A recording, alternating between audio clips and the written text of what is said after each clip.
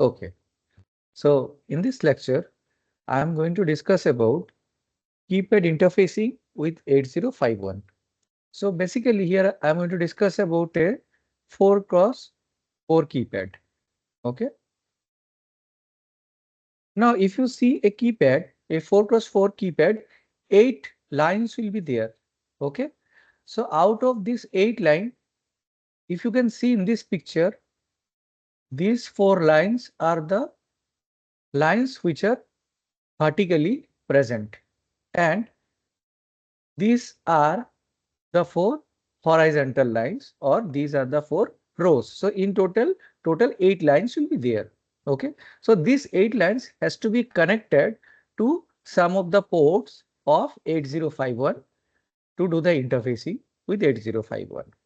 Now for this particular picture, if we see, and for the entire discussion also we are going to use this configuration where these vertical lines, means D0, D1, D2, D3 of the keypad, are connected to P2.0, P2.1, P2.2 and P2.3.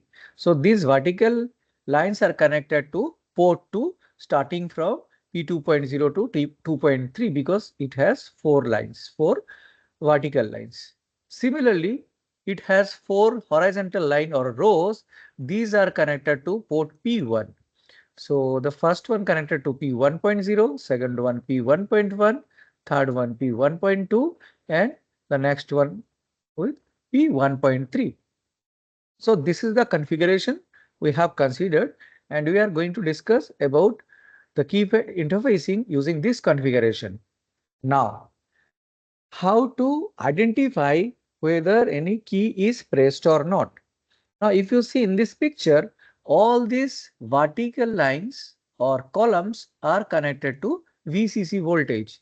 Now, what you have to do, make all these horizontal lines, means make all the row as 0 or connect 0 value, or you apply 0 voltage to this line and check the status of the vertical line.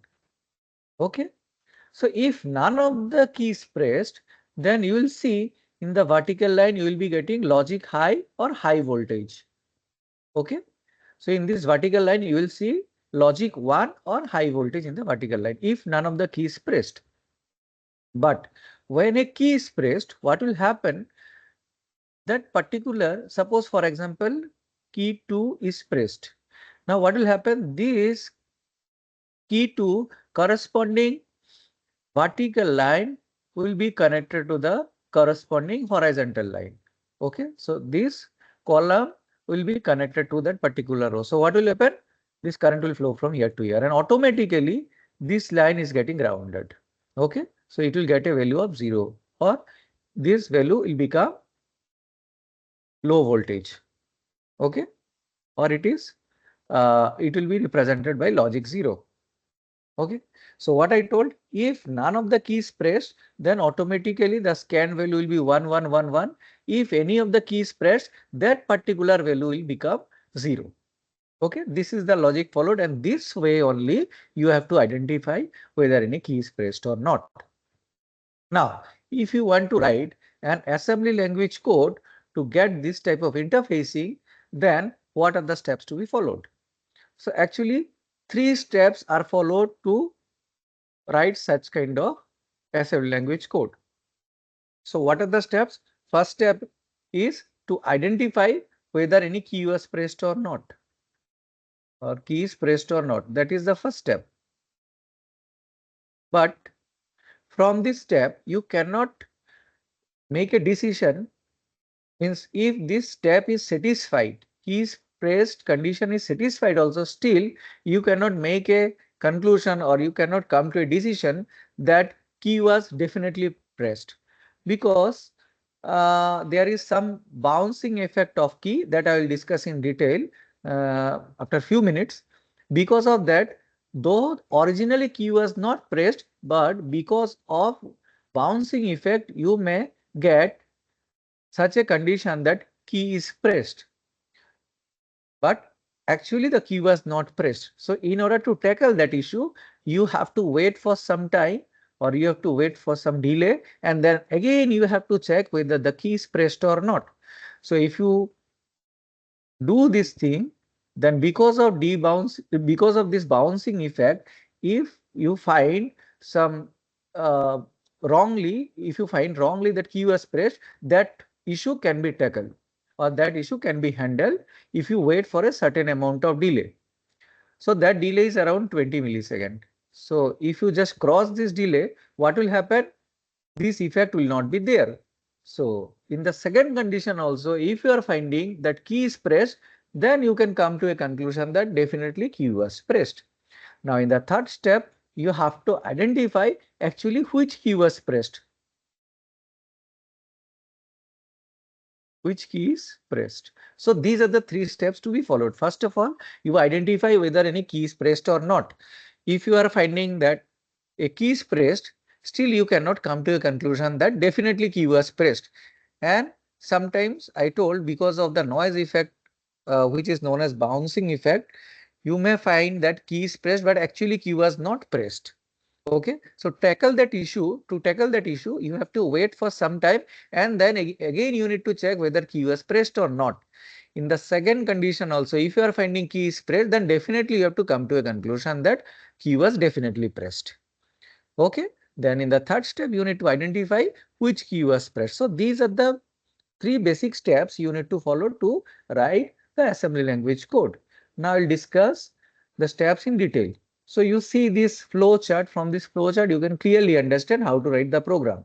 Now start the operation, ground all the row. Just in the beginning itself, I told when I was talking about this picture, you have to make all the row ground or you make all the row value 0. Then you scan the column value. Okay, to identify whether key was pressed or not. So read all the column value and check key is pressed or not. How to identify? If any of the value is 0, okay, then you have to understand that there is a chance that key was pressed. It may be, it may not be. You need to cross verify once again. Okay, to come to a conclusion that key was definitely pressed or it was not pressed. Okay. So when you are getting this type of pattern, all the values are 1, it means key was not pressed. So you need to come back here. Okay, I'm talking about this step. Read all the columns means after making all the ground equal to 0, you are checking the status of the column. Now, if none of the value is 0, then you need to continue this process. Again, you need to read all the columns or scan all the columns. Now, if the other condition is satisfied, if one of the value is 0, then what you have to do? You have to understand that there is a chance that key was pressed, but you need to cross verify these things once again to make a sure to get a surety that yes, definitely the key was pressed. So how to do that? So if you are finding that one of the value is 0, then you need to again verify that thing to come to a conclusion. So how to do? You have to wait for some time to handle this bouncing effect. Now, what is bouncing effect? That I will discuss briefly. Now, first I shall talk about the ideal case. So when you are pressing some key, as these keys are having metal contact, what will happen? In an ideal case, what you are supposed to get, suppose if you consider the active low condition, then if you are pressing some key, the signal will be like from here to here, high to low transition should be there. Okay, in ideal case. But does it happen actually? No. What will happen? You will see that this type of signal you will be getting in actual case. Why? Because the switches are having metal contact. When you are pressing some switch, there will be a metal contact. Now what happens? They will not firmly connected. They will not be firmly connected. What will happen? They will be bouncing to each other. Okay, there will be some sort of vibration in the contact area. And because of that, as these are vibrating, so it will be touched and untouched, touched and untouched. And because of that, you will be getting high, low, high, low, high, low, high, low pulse. Okay. So it means though you have pressed one time the switch, but you are getting so many pulses. Now what will happen? Without completing this bouncing time, if we check in this duration itself, we can consider it as the switch was pressed for this particular example, the key was pressed 5 times. Actually, was it pressed 5 times? No, it was pressed only one time. But because we didn't wait for this bouncing effect to be completed, if we consider is each of these value, will find that this was pressed 5 times, but actually this was pressed only one time. So that's why to tackle this problem, what you have to do, you have to wait for 5 to 20 milliseconds. So we'll take the upper bound only 20 milliseconds we will wait, and then we'll check it once again. Because what happens though in mechanical switches, after 20 milliseconds, these type of signals will not be there. This will get a smooth value. Means it will get the ideal case. After 20 milliseconds, the vibration will not be there. That will be a fixed value. Okay. So if we wait for 20 milliseconds around, then still if you are getting one of the value is 0 while scanning, then you need to make a conclusion that definitely the key was pressed. Okay. That's why the checking is done 2 times. Okay. First of all, if you are finding one of the value 0 in the first step, you cannot come to a conclusion the switch was definitely pressed. You need to check it once again here in the second step. In the second condition also, if you are finding one of that value is 0, then you have to come to a conclusion that definitely switch was pressed. But in the second case, if you are finding in the first case, though you got one of the value is 0, but in the second case, after waiting for this bouncing effect, if you are getting 1111, it means in the previous case you got this 0 because of this bouncing effect, but actually the key was not pressed. So after 20 milliseconds, when you will check, you will get 1111. In such a case, it means that the key was actually not pressed. So what you have to do, you have to come back here and you need to continue the process once again in this particular condition when you will be getting 1111 here. Okay. Now take the other case. Suppose in the second step also, if you are getting one of the value 0, that you need to make a conclusion that definitely the switch was pressed or the key was pressed. Okay. Then what you have to do in the third step, you need to identify which key was pressed. Now how to identify that thing? So for that you need to follow some iteration. What iteration? First of all, you know, as I already mentioned, 4 rows will be there and 4 columns are there in Keypad. So you activate one of the row at a time. How to activate it? Make that particular row equal to 0 and remaining rows equal to 1. In such condition, if you get one of the value of the column is 0, then you have to understand that definitely key was pressed from that particular row. What I am trying to say, suppose this is row number 0. I am making my row number 0 equal to 0 and remaining rows I am making it 1. In such case, if I find 1101, it means definitely the key was pressed from this row. Okay. Now this operation is to check whether the key was pressed from row number 0 or not. Now I need to do the same thing for row number 2.